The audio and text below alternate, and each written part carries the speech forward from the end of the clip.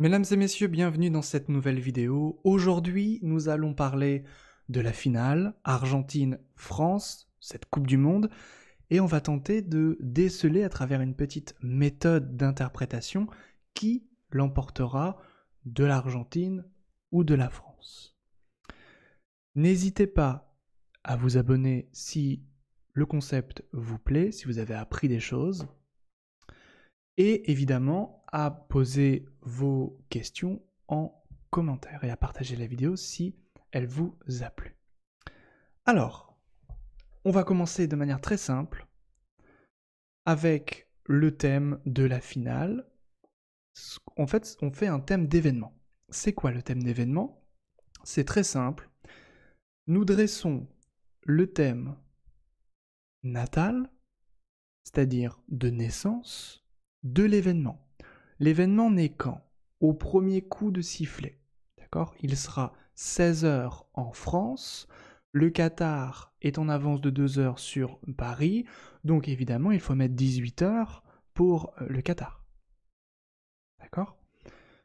Une fois qu'on a dressé la date 18 décembre, l'heure 18 h et le lieu, eh bien, nous devons déterminer deux choses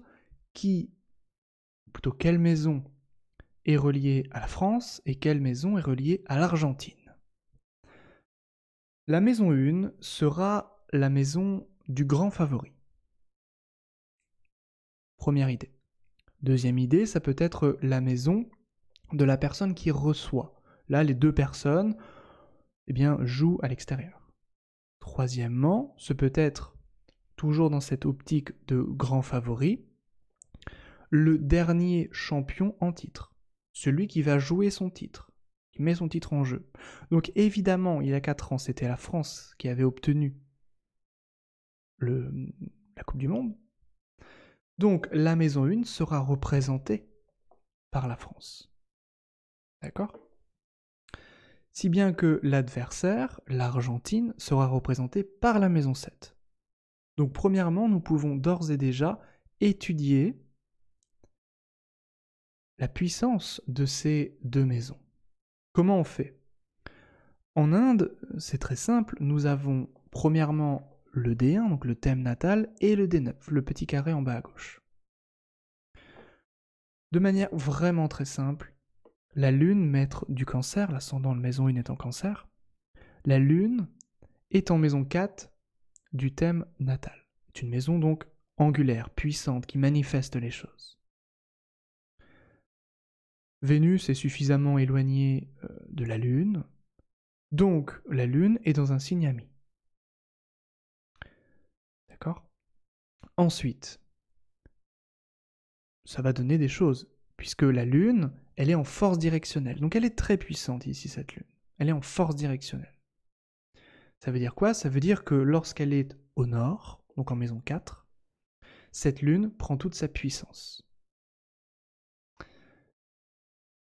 À côté, on a donc la maison 7, occupée par deux planètes, Mercure, maître de 12, qui déjà n'est peut-être pas terrible pour l'Argentine, et Vénus, qui pour l'Argentine est quand même bien meilleure, puisque Vénus est planète amie avec Saturne ici.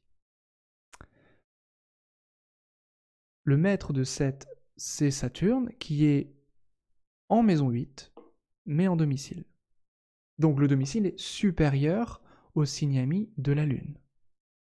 Mais c'est la maison 8. La maison 8 peut être une maison un petit peu moins bien lotie que la maison 4. Ce n'est pas une maison angulaire, ce n'est pas une maison puissante. D'accord? Donc, nécessairement, il peut y avoir une meilleure prédisposition du côté argentin, mais donc l'essence, l'état céleste, c'est-à-dire le domicile qui l'emporte sur le signe ami, mais les circonstances seront plus favorables aux Français. D'accord? On distingue l'essence des circonstances. En Inde, nous avons, comme je l'ai dit, le petit carré en bas à gauche, le D9. Ça va nous renseigner sur la vraie puissance, la véritable puissance des astres. Nous avons donc la Lune qui est dans le signe du Bélier, dans ce D9, qui est un signe ami pour la Lune. Donc, c'est plutôt favorable. Il n'y a pas de planète ennemie avec cette Lune. Alors, le fait qu'il y ait Raoult, ça peut signer éventuellement un jeu un peu confus du côté de l'un et de l'autre, puisqu'il y a Saturne également. Donc le jeu peut être un petit peu confus, il peut y avoir des choses un petit peu tordues, un peu bizarres au cours du jeu. C'est possible. Mais la Lune n'est pas mal disposée en soi. En revanche, Saturne, qui paraissait très puissante en domicile, donc a priori paraissait bien, et bien finalement se retrouve en chute, ce Saturne. En chute, dans le signe du Bélier. Premièrement, planète en chute ne protège pas de ce qu'elle régit. Là, elle régit l'Argentine. Deuxièmement, la Lune est ennemie de Saturne. Donc là, la Lune étant plus forte que Saturne et ennemie de Saturne, la Lune qui représente la France écrase l'Argentine dans cette interprétation-là. Donc, de manière très sommaire, d'un premier coup d'œil avec ce thème indien, la France tend à l'emporter sur l'Argentine. D'accord ? Maintenant, je voulais vous montrer une technique qui vient de l'astrologie occidentale. D'accord ? Alors ne partez pas en courant, c'est une technique qui a fait ses preuves depuis 70 ans. D'accord ? Donc je vais vous expliquer un petit peu de quoi il en retourne. Toujours dans cette même optique, l'ascendant en Cancer, c'est la France. La Lune, ici, va représenter la France. La maison 7, toujours, va représenter l'Argentine. Eh bien, maintenant, on va considérer les aspects. C'est parce que on voit beaucoup mieux les aspects sur ce thème que je vous ai mis ce thème. Puisque, évidemment, les aspects sont tracés par les petites lignes. Donc, nous avons ici la Lune qui va nous renseigner doublement. D'une part, elle va nous renseigner sur la France, comme on vient de le voir, mais également sur ce qui va advenir dans le match, ici. Donc, la Lune fait un trigone à Saturne, maître de 7, l'Argentine. Tiens, ça va être très bon pour l'Argentine. La Lune fait un carré à Mercure. Tiens, ça c'est moins bon pour l'Argentine. Et la Lune fait un sextile au Soleil. On va voir de quoi il en retourne juste après. Donc là, on peut se dire, bah ouais, mais la Lune est en trigone à Saturne, donc malheureusement, il y a plus de facilité du côté argentin. C'est pas si simple. C'est pas si simple, pourquoi ? En astrologie, on va distinguer l'aspect séparant de l'aspect appliquant. Je m'explique. L'aspect séparant, c'est lorsque la Lune a déjà fait l'aspect, ou n'importe quelle planète, a déjà fait l'aspect à l'autre planète, et étant plus rapide que cette planète, donc la Lune est beaucoup plus rapide que Saturne, eh bien Saturne ne peut pas rattraper la Lune. D'accord ? Donc l'aspect de trigone Lune-Saturne a déjà eu lieu. Donc quelque part, la Lune, ce qui va advenir, s'éloigne de l'Argentine, qui est représentée par Saturne. De l'autre côté, nous avons le carré ici séparant également, Mercure ne rattrapera jamais la Lune, puisque la Lune ne rétrograde jamais. Eh bien, la Lune se sépare également de Mercure. Bon. En revanche, la Lune, qui nous renseigne d'une part sur ce qui va advenir et d'autre part sur la France, vient au sextile, donc applique au sextile du Soleil. Pourquoi ? Parce que la Lune est à 23 degrés, le Soleil est à 26 degrés.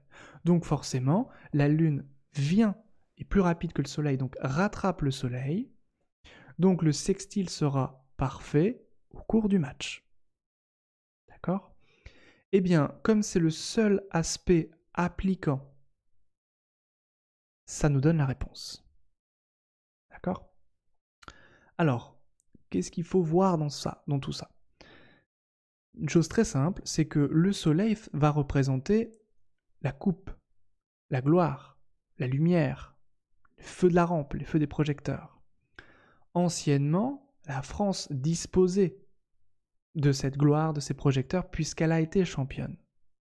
Donc, le fait que la Lune soit encore avec le Soleil prédispose à ce que il y ait récidive, à ce que la France l'emporte. Parce que la France, la Lune, va vers la lumière, va vers le Soleil. C'est un aspect harmonieux, vénusien, cet aspect de sextile. Il va évidemment falloir un effort avec le sextile, ça va pas être simple, mais voilà, on y va.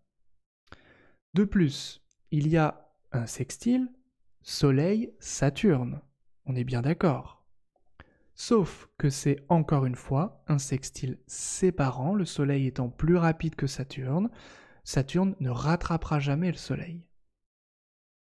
Donc, le Soleil s'éloignant de Saturne, la Lune s'éloignant de Saturne, donc les deux luminaires, les deux sources de lumière s'éloignant de Saturne, donc de l'Argentine, l'Argentine ne sera pas mise en lumière.